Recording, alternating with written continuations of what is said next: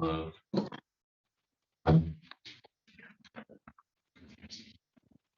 we'll call the meeting to order. This is the Commissioners' Finance meeting. We hold this once a week. It is October 19th, 2022, 100 hour, 30 p.m. having arrived. We'll get started with a public comment period. So if we have anyone from the public online, no one in person. All right, so public comment is complete. We'll move on to item 3, the approval of the minutes from our last meeting of October 12th this year. Action. Or did you stated that they're not ready? They're not ready. They are not ready. Okay. So, Gary, I think we need to amend the agenda. We do. Yeah. I'll make a motion that we amend the agenda. I'll second that motion. Okay, it's moved and seconded. All in favor, indicate by saying aye. Aye. Aye. Motion carries. Okay, we will revisit the minutes of October 12th once they're prepared. That will probably be next week. Okay, our topic for discussion today is the Cumberland Area Economic Development Corporation, our friends over at CAEDC, who are going to give us the update for the previous quarter.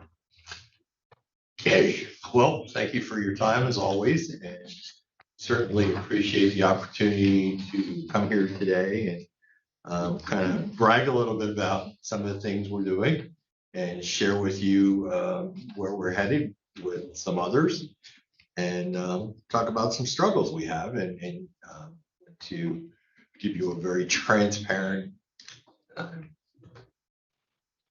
information today that will show you exactly where we stand today.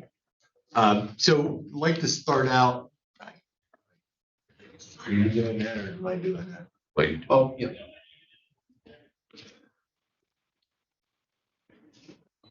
If you actually, Bridget, where is it plugged in? Oh, we got It's it. actually, There it it's is. plugged into your laptops. If you just pointed at the laptop there. It's this one? Okay. We are not going to go through the whole PowerPoint that we gave you. Try to conserve your time today and just highlight some of the things that we feel are most important. And the four of us will be speaking to that and share with you those things that we feel are the most important. So let me just start out by talking about the last time we were here. We said there were 6 goals that we felt that we needed to achieve in the immediate future in order to continue the progress being made at CAEDC. First is the deep dive into the budget, then contacts with local businesses to get CAEDC's name back out there. We needed to get money on the streets for the businesses that really need it. We needed to hire workforce development manager. We needed a board succession plan, and we needed to address alliance membership. And as of today, we've completed 3 of those, and 3 of them are in process. The 3 that we've completed is we did the budget deep dive, and we're working on the 2023 budget based on what we know as of today and what our projections are into 2023. We've made numerous contacts with local businesses, and thanks to the whole team, particularly Janet, we've talked to a lot of business owners, and we continue to make progress in that regard, and we'll be doing much better than we had anticipated in terms of numbers with that in the future. And we're currently in the process of reviewing several loans and grants for approval. And as you know, that kind of was stagnant for a bit because we didn't have the staff to do it. Now we're getting there with staff, and our phone's ringing constantly. And we're looking at loans and grants that we hadn't had the ability to do in the recent past. We did hire a workforce development manager, which you heard about yesterday at the board meeting.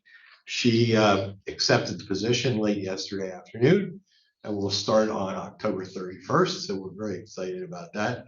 I think you'll be very impressed with her, not only her background experience, but her personality is going to be a great fit for the job she's undertaking. We do have 3 new board members, thanks to the 3 of you for voting them in. And I think we were able to get 3 really, really rock solid new board members with great experience and They will be real assets to CAEDC. And we are working on the Alliance membership, and that needs a whole lot of work. A lot of ideas bouncing around about that, and we'll be working on that for a while. The other things I just want to mention is we've completed the strategic plan, as you heard, for the meeting, and we're working on the implementation plan. We hope to present that to the board by the November board meeting. And we're in the process of implementing a new performance evaluation system for employees, which is very different than the old system, and it should drive performance in an upward direction much more so than the old system did, and it should give the employees a very clear objective of what they're to achieve during the performance evaluation system. Can also be tied to merit increases at the end of the evaluation period, which in this case, we're kicking it into place January 1, and it should be ready to be used for merit increases in January of 2024. And the board is working on recruiting a permanent executive director, which I'm very grateful for. And at this point, I'm going to turn it over to Janet for her to talk about economic development.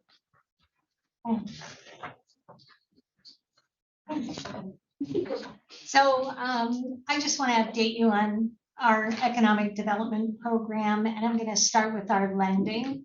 And the key to our lending, of course, is job creation and retention. So we are focused on that with every loan that we are doing, and in fact with the grants. So on our loan portfolio management, we are currently maintaining 28 loans that are in the process of collection and compliance. In a good way, I mean collection, not in a bad thing. We currently have 3 loans or grants in process. 2 of those are straight grants, one in Newville, one in Carlisle, and one is a grant combined with a loan in downtown Carlisle. And we hope to have answers on those very soon, so that those the 3 of them can move forward. We do have a pipeline of grants. As Gary mentioned, the phone is ringing off the hook. We are getting a lot of attention as interest rates go up. Our rates become very attractive, and individuals are reaching out, and businesses to either start, retain, or expand. We are also recommending some changes to our lending so that we can be more consistent in our rates, that we're not competing with ourselves within the organization on which grant or loan people are going after, and also to better meet the needs of our local businesses. So we hope to conclude that as well very soon. We, as economic developers, also do prospecting. We are currently working with the Governor's Action Team on 2 very interested prospects. Both of those are moving forward. One has eliminated all other counties, and we are trying to find a site to meet their needs. The other one is moving forward. We made it through 2 stages, and they are at a point where they want to come and look at the site that we have proposed. So that's very exciting. And we have also worked with the Office of International Business Development within the Department of Community and Economic Development on a prospect that is considering Cumberland County and a site that we have. This all falls in line with our strategic planning process, where we want to make Cumberland County more attractive and to provide the edge for our sites right here in Cumberland County. The key to this, of course, is our partnerships with the state, commercial real estate brokers, and our municipalities, and that includes Kirkstoner and county planning. And can you What are these projects about? They sound so intriguing. So the state names them, gives them some cute little names. One is a large dairy prospect, and the other one is help me out. What is it? No, the Office of International Business Development one is sparkling water. Okay. And then the other one is a medical marijuana. It's Italian sparkling water. Yeah, the Italian sparkling water. So I know this looks like a lot of words. I'm not going to read everything to you. But I think it's important to point out when we talk about partnerships, how we are partnering with all of these different groups and organizations and what makes that possible. So the Engage program is a program that is run by the Department of Community and Economic Development. We are working within our region with our partners and received $20,000 for admin toward our staff to go out and meet with businesses to determine what it is that is keeping them up at night, so that we can find solutions. And then we rely on the Partnership for Regional Economic Development or Economic Performance program to align those needs with services that exist currently through other partners that are funded by the Department of Community and Economic Development, as well as partners that are here locally. Also on a regional level, we work with those same partners plus a couple additional counties to develop the comprehensive economic development strategy so that we may go after federal funds for large projects such as transportation, broadband, workforce that cross county lines. And the plan will establish the framework in which we will work with those other counties. The plan should be completed and developed, and I know all of you participated in providing input by 2023, early in 2023. I'm excited to announce that we did in fact receive our state small business credit initiative request of $211,000 to establish a very small micro lending program for those businesses that are looking for funding below $50,000, amounts of about $10,000 to $49,000, so that we're not competing. We will also focus with those funds on individuals that have barriers to establishing and starting businesses and focus on that. In the area of workforce and economic development, I'm excited to tell you that we do have an event called the Demographic Drought on November 2nd that will be held at Central Penn. And we're excited about this because we were able to bring in Lightcast, which was formerly called EMSI, a world-renowned company on labor force and demographics. And they will be coming in. They are working currently on specific demographics for our area, and we'll share how we are doing in terms of the labor participation rate. We also have a new company that started in Mechanicsburg that's doing some very creative things that will also be speaking. Central Penn College will be speaking, and we will have the Workforce Development Board talking about creative things employers have done. As Gary mentioned, we do have our new workforce manager starting, and they, on the 31st, we will introduce them at this event as well. So we're excited about that. Speaking of partnerships, our municipalities play a key role in what we are doing. And we are often sharing grants that are available that we become aware of from either the federal or state governments so that they can access those. And they also help us in our selection process when we're working with prospects in identifying sites. When we talk about our private sector partners, those are anyone from bankers to real estate brokers to accountants, CPAs, attorneys that help us identify prospects that need help in whatever area of economic development. Our public sector partners, I've spoken about those. Through DCED and here in the region that we work with, Ben Franklin Small Business Development Center, some of our state-funded universities are part of those private or public sector partners. Chambers of Commerce, Kristen has done a great job with our Chambers of Commerce in identifying ways that they can sponsor our events and we can sponsor their events.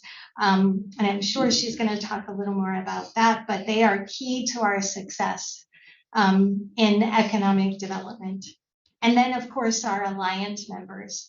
And Gary mentioned that we'll be starting a new effort in the beginning of the year to identify return on investment, the ways that we can show them value for being a member and contributing to the tourism and economic development in Cumberland County. And last but not least are our existing businesses, where we are able to go out and find out really what is keeping them up at night, identify solutions, whether it be funding or workforce or a sewer problem that they may have. We work with them, connect them to those partners that I just mentioned, and help them to become successful. And at this point, I'm going to turn it over to Mary, who will talk about our grants and admin and finance. Hi, so I just want to give a brief update on the RACP process. We currently partner with the IDA with administration and processing and maintaining all the RACP for Cumberland County that use the IDA for the sponsorship. Our most current open period was in August 2022. Out of all the submissions, there were 4 RACP grant applications that were sponsored by the IDA.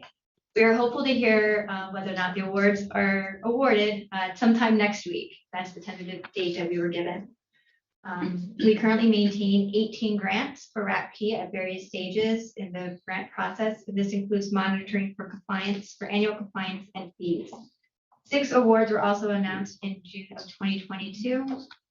So we are continuing to work with our third party and the IDA to maintain that.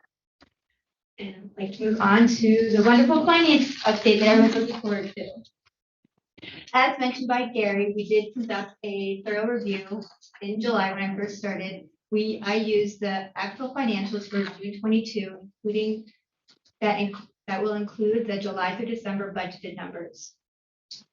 The result is overall it's a conservative budget with no materialistic findings. I think everyone is very happy to hear about that.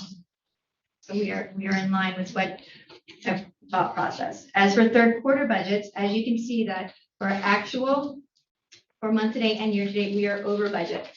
We are under budget in some cases regarding the expenses. So on the next slide, I would like just to go through a few highlighted items that create these variances. So on the income side, we are over budget in a good way by the hotel tax dollars and for donation. This is a very good thing because we are doing better than anticipated for the hotel tax. This is for this mostly for the summertime periods. And we have car shows, we have a lot of events happening within the Cumberland County that drove that hotel stays up. As for expenses, we are under the expense based on in our salary and benefits. That's because we don't have as many staff, as high level staff, so we have to pay for those salaries. We are under in advertising and marketing, and this is mostly due to we have advertising dollars for economic development that we weren't able to utilize in 2022 so far because of not having the staff in place to be able to roll out the program. We're also slightly under by $70,000 in our promotion and consultants, and this is for where we're going to be possibly working with an agency next year so they can handle all the high level marketing and advertising for this piece. Where we are over budget is in our consulting and professional services. That is due to the interim director's salary, since he was not budgeted, this position was not budgeted for the beginning of the year. this is going to create a variance for the rest of the year. But overall, we are doing very well for the month, the year-to-date financials. And for next year, we are going to have a full year of the workforce manager position. We're going to have an executive director position filled. We are also looking at a health insurance cost increase. And we're going, like I said, just mentioned, we're going to be using an agency for advertising and marketing dollars. So that's also going to drive the expenses just be slightly bit more than what we experienced this year. And now moving on to our lovely administration update. As Gary and Janet both have mentioned, we have hired the workforce manager. So we are all very excited for that to happen. We are currently recruiting for the program and finance compliance manager position. This is due to replace a team member that resigned in August. We currently have a second interview scheduled for next week. So we are very hopeful that something will come out of this. As Gary has mentioned, we are also looking forward. We're also working towards a new performance evaluation system. It's called Red Culture. It's web-based, it's very user-friendly. Everything is in real time. It's currently in the implementation phase, meaning that the manager's getting set up and then we're going to roll it out to the employees all for training. And managers and employees have the ability to give feedback to each other, whether anonymously or having your name attached, so everyone can see where everyone stands. And then we're also exploring new security measures to protect our payable payments. This is a recommendation from our banking institutions. We send out a lot of checks, and because of all the fraudulent nature that does occur, they're suggesting, we look at other avenues to protect our checks, or you can go find ACH or wires. And with that concludes my part. I'm going to send it over to Kristen. So to echo Gary's comments, I know I gave you a lot of numbers and data in my section of the presentation, and I will certainly hit the high points, but I wanted to make sure you had the data that you were used to seeing from the tourism and marketing section the first 2 times we presented this year. So that's why I wanted to make sure you had all the information available to you. This first slide is an update on our lodging data. This goes back to Mary's point about hotel tax. This is how we can kind of see what hotel tax is going to come in as. So if we're looking at June, July, and August, these were the most recent months available. Our hotels obviously continue to perform well. Rate is really driving strong. So that's what then results in that revenue for our hotels, but also the revenue that ends up in our doors in the form of hotel tax. We did see a slight decline in the summer months compared to 2021. I think that's partly due to summer 2021 was really our great months for last year in recovery from COVID, I believe. But we're also excited to have Arrivalist, which I mentioned to you last time, which is where we can really dig into the visitor demographics and see who's coming. So we're going to be able to kind of look at August specifically and see, was there an event that got moved, or which town did we see? And so we can really start to understand this data more than we've ever been able to in the past. So I think that'll really help moving forward to be able to look back and see which months performed the way that they did. But if we're still looking year to date compared to last year, we're still way up. And then also I wanted to continue to compare to 2019 because that was the best year our lodging data performed the day before pandemic. So we're still well above in daily rate and revenue and just a slight decrease in occupancy. Switching to our Cumberland Valley trails, they are also performing very well. Beer Trail is our trail that runs year round. Signups are up, check-ins are slightly down, but this trail usually performs best in fall and winter. So I'm looking to make that up in those months. Our ice cream trail went really well this year. This was the second year we had this trail live from Memorial Day to Labor Day. Signups and check-ins were up for that trail. And then we're in the middle of our fall fun trail, which I brought you all a handout on. This is running through November 6th. We're excited to see how this performs. This really gave our outdoor partners, our outdoor rec partners, and our farm attractions an opportunity to participate in a trail with us. So we're excited to see how that works out for them. And then staff is currently working on our newest trail, which will launch in February of next year, and that's our coffee and chocolate trail.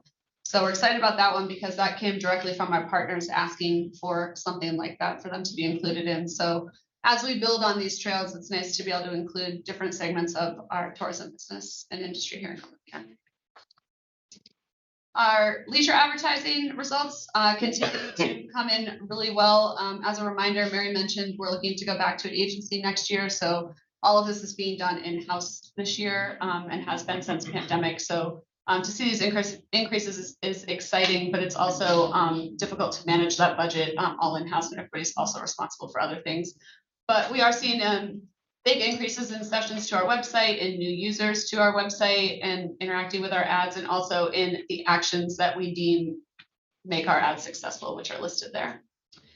So advertising is probably going to wrap up most of it at the end of October, our leisure advertising, and then we'll do a small holiday promotion for our holiday events and for holiday shopping. That'll be focused more regionally and locally for holiday shopping.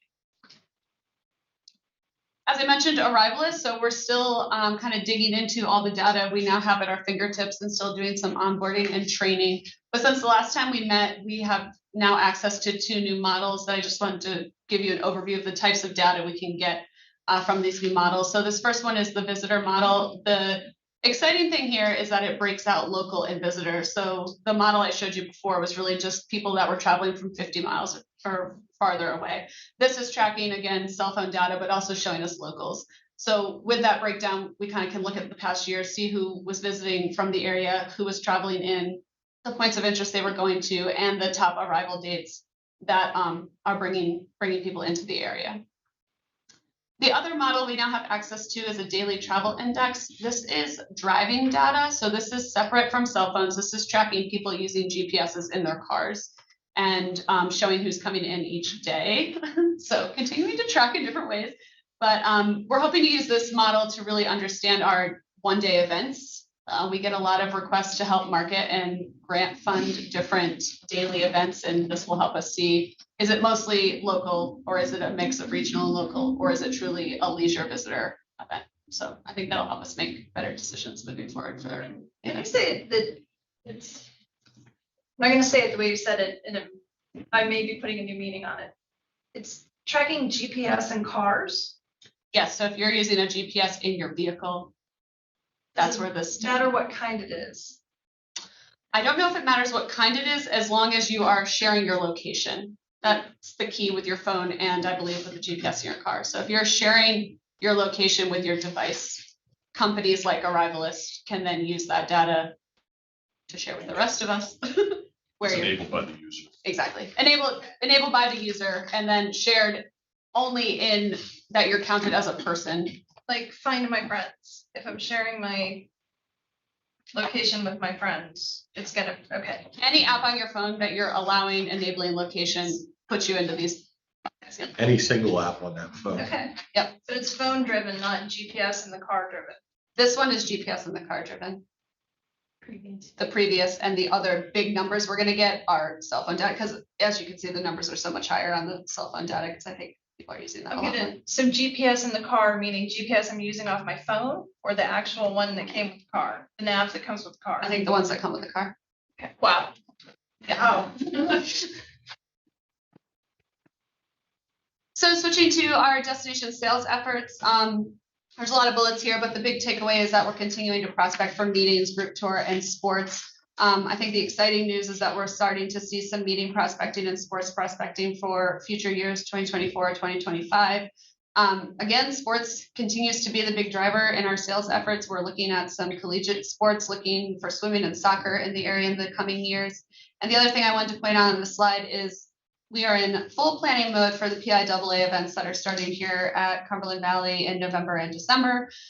We've really found our role in being the community awareness piece. So we have a task force we've pulled together with hoteliers, restaurants, and attractions to have them give feedback on how we can make the biggest impact. And we're currently working on signage we can put around the area to welcome the teams, but also to let residents and business owners know when these teams and their friends and family will be in the area. Looking at our websites, they continue to perform well. Had a slight decrease in organic search sessions if you're looking at July, August, September compared to last year, but overall sessions continue to be up, including our paid search efforts and also events, which is the biggest section of Visit Cumberland Valley site-wise. And then looking at the economic development site, big increases continuing in search and total sessions to that website. A lot of the traffic that is driving that visitation is our content we write with our vendor on articles like how small businesses can impact your communities or the impact of the restaurant community in Cumberland County. So that content is performing really well and really getting us a lot of traffic. Continuing to develop new content on both websites. On the tourism for summer and fall, it's mostly seasonal, mostly things to do, family-friendly activities. And on the business side, we continue to do these success stories that are performing well. Our partners really appreciate it. We were out at Destiny Dairy Bar doing a big video interview with them, and then they can share it, we can share it, and stories like that are good for both economic development and tourism to kind of showcase on both. We're also working on a big content restructuring for CumberlandBusiness.com. We started this at the beginning of the year, but I think it really also came to light as important during the strategic planning sessions on how our economic development website needs to be easily accessible and easy for people to find the resources they need and really just connect to staff. So we're cleaning up all the content this year and then planning for a new website redesign for the economic development site in 2023. For public relations efforts, hopefully you saw our series in the Sentinel, the CAEDC at a Crossroads series. There were 8 articles kind of highlighting CAEDC's recovery from pandemic, our new strategic plan, how we viewed the county recovering from COVID, and then also our efforts to bring in more visitors with our trails and with sporting events like the IAA. And we also, this past quarter, had some local attention for our trails. Social media, again, the big highlights here is in August for tourism, we hit our highest number of followers and engagement, which is exciting. And then in September for economic development, we surpassed our 2021 data points and comments, engagement, and impressions.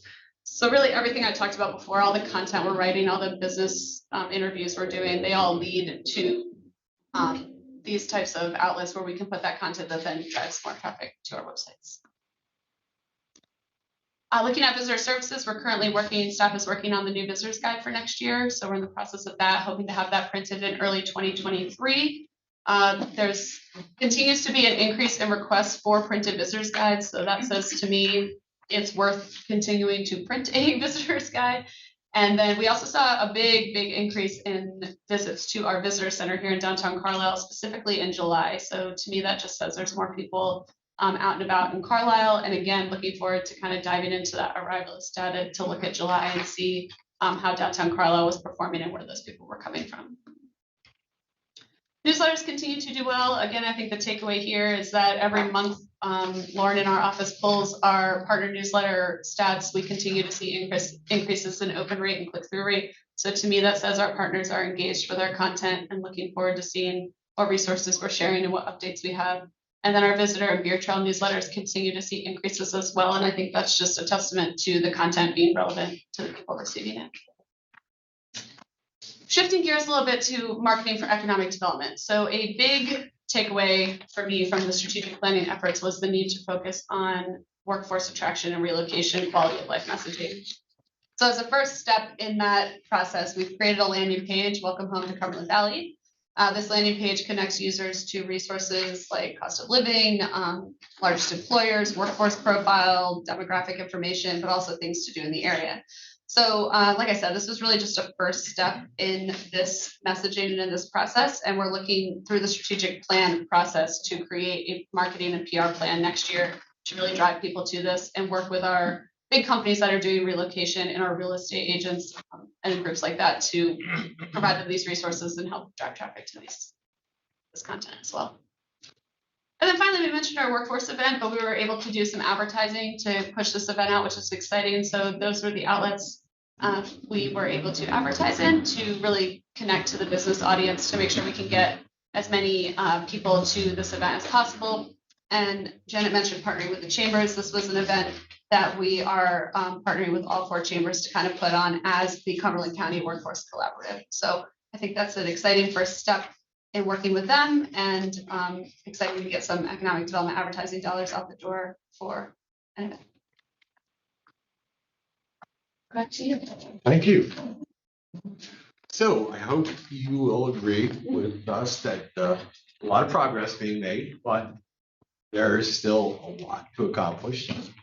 We know that, we recognize that, but the progress we've made so far, I think has been significant. And I can't help but say it's significant because of the three folks sitting here with me today, as well as the other staff. They're working their butts off. They're very professional. They know what they're doing, and they're doing a great job. We need to continue to build that team and move forward in order to get where we need to be, not where we're at now. Still got a lot of work to do. We are working on that strategic plan, implementation plan. We know what the objectives are now that all of the committee work was done, but we need to take those objectives and we need to lay out the roadmap for how we get to achieving those objectives. And that's a work in progress, and it will be done shortly. A new executive director, permanent executive director, needs to be hired, and that is in the works. The other thing we're working on right now that I think is very important is that we move staff to a different office.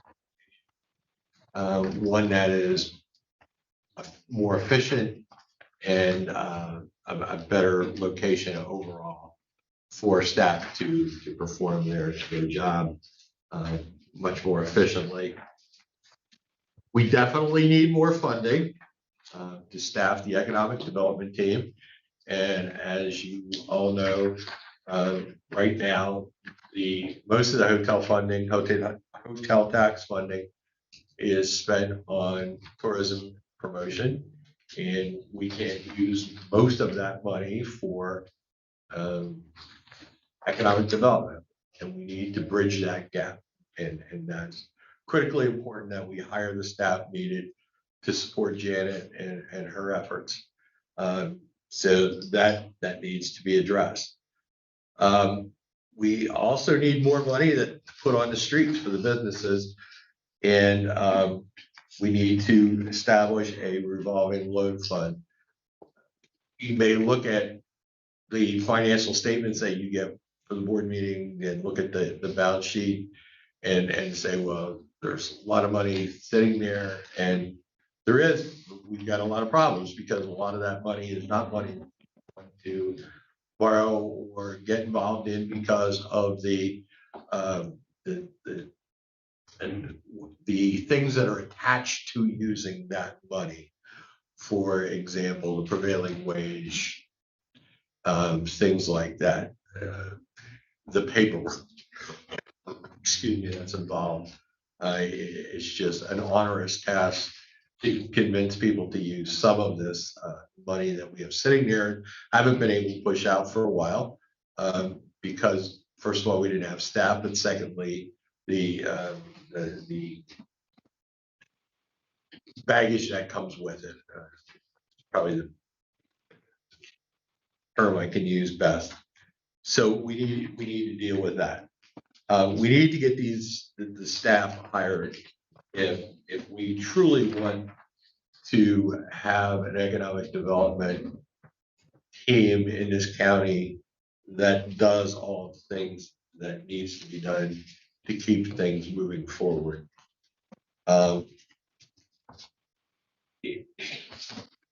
It's sitting here ready for us to grab and run with. We just need the resources to be able to do that. So at this point, I'll keep quiet and we'll answer any questions that you have about what we've said to you today.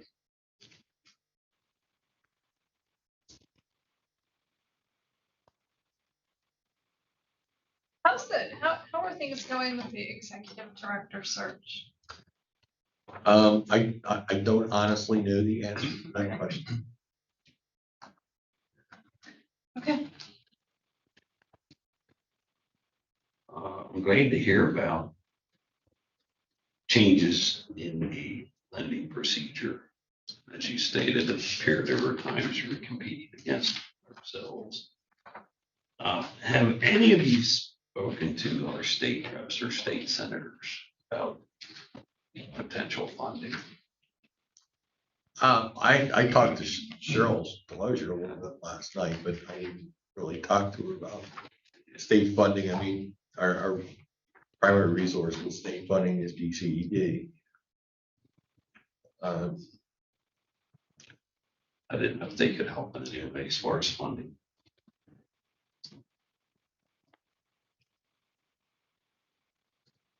The jump in the hotel tax, which is really good to see, is that mainly because COVID's over? I think Or it's, under budgeted maybe. I think a little bit of a mix of both of those things and a couple more probably conservative budgeting, people out traveling again.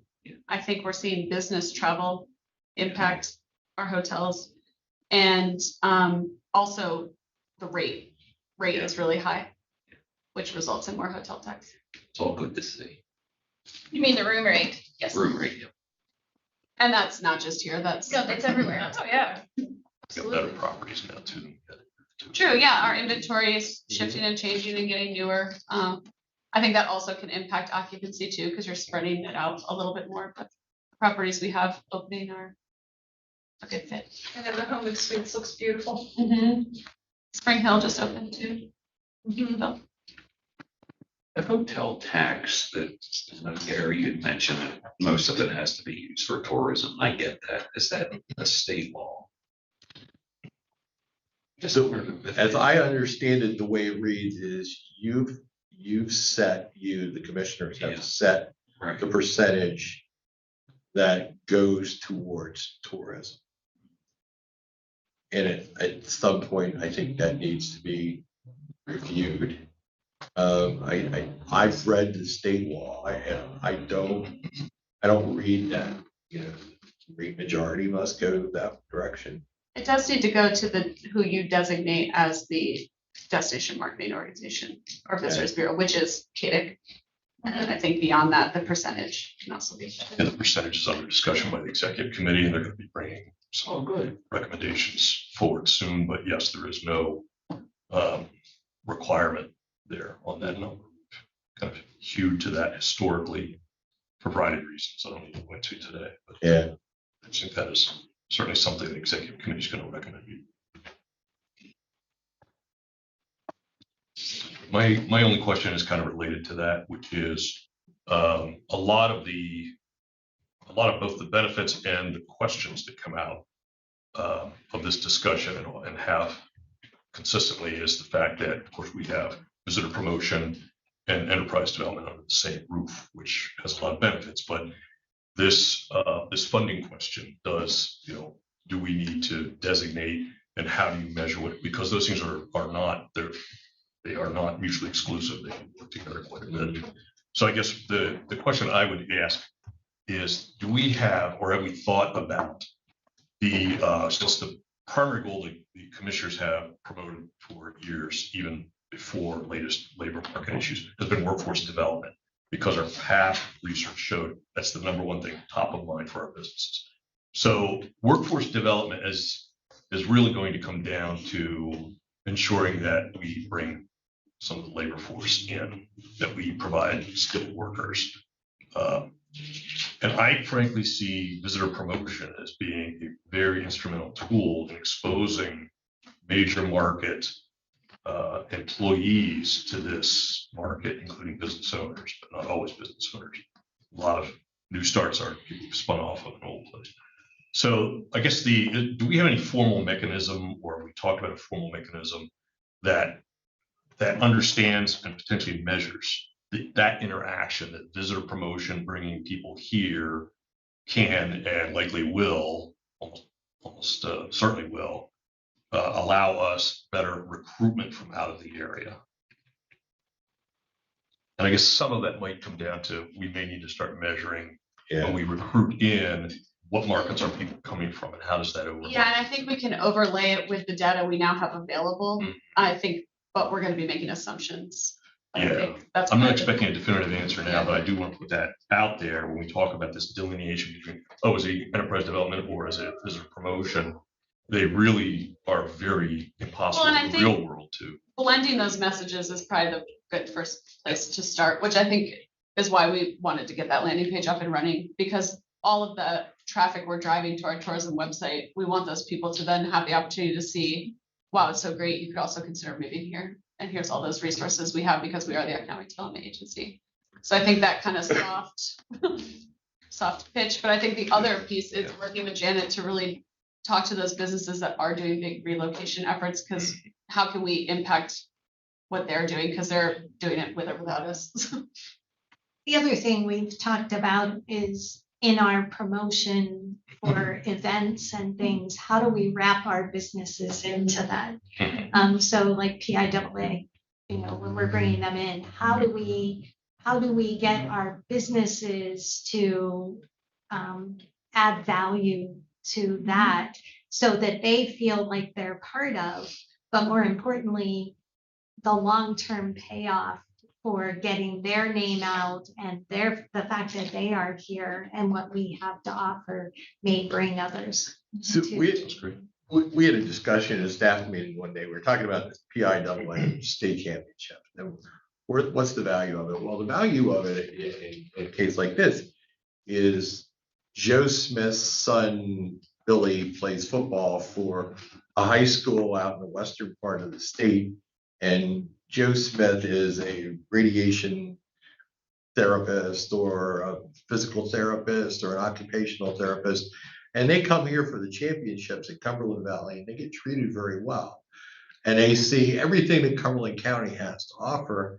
And all of a sudden, Joe Smith is saying, maybe I pick up and move the family from Western PA to Cumberland County because this is nice here. Mhm.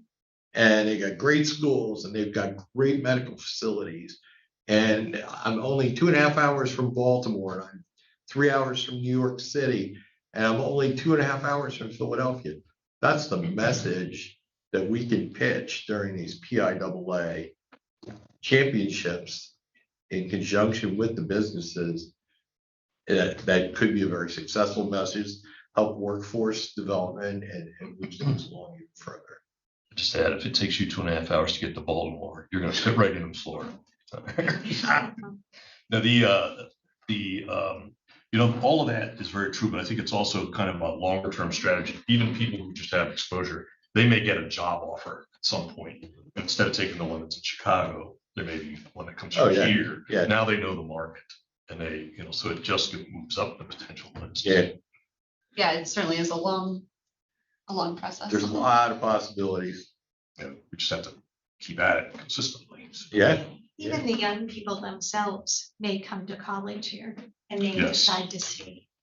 So, the audience is broad. And it's a long-term prospect, but it's certainly a prospect. The new state director of the Pennsylvania Chamber of Business and Industry. Right. Went to college here in Dickinson. And we were there yesterday. We heard Luke speak. Luke's originally from Hazelton. Yep. Came down here, go to Dickinson, and now he lives in Cumberland Valley School District. There's a lot of people out there that would do that same thing. I like this. I like it a lot. It reminds me a lot of, it gives me the same feeling that I get when I see Happy Valley, Oh, yeah. right? I get that, it's the exact same feeling, which I think is maybe you're going for that feeling, right? How does this make me feel? But I'm really glad the PIAA is coming, and I'm really glad you're working to make that experience really whole for people, because, it's one thing to come and, spend a night in a hotel and watch your kid play a game and leave, but to have other things here for people to engage in, I think is really terrific and helps to move the area forward. So when they were having the state championships in Hershey, they got no support at all. The Visitors Bureau over there. We, meaning Kristen's folks, are just killing themselves to be nice to PIAA and CV with these championships. And it's paying dividends tenfold. We're going to do advertising, we're going to do marketing, we're going to be there for these families when they roll into town. Patrick's working with the hotel folks to make sure that it's a good experience for them. He's working with the restaurants. It's gonna be done right. And it'll be beneficial. Okay, well, it sounds like we also have our work cut out here, that we need to look at your requests for financial assistance. Words are cheap, money is not. So That's right. I think that's going to be one of the things we have to have discussion about going forward. Yep. If we want to build this economic development program, we need your money.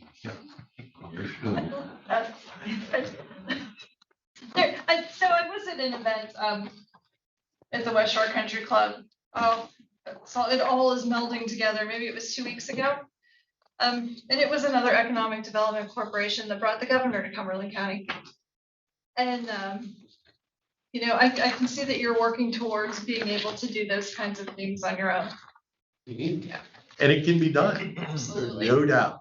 We just need the resources, and that's human resources, financial resources. And I think a piece of it was some cooperation with the delegation. Oh, yep, no doubt, no question. I think the sky's the limit. Anything else? Thank you. You don't have anything Thank more? you. We don't have any questions? Thank you. Good info. You're awesome. Yeah. Thank you.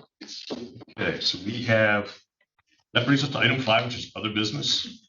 So if there's any other topics to come before, now's the time. Commissioners and staff. In that case, need a motion for adjournment. To adjourn. All right, stand adjourned. Thank you.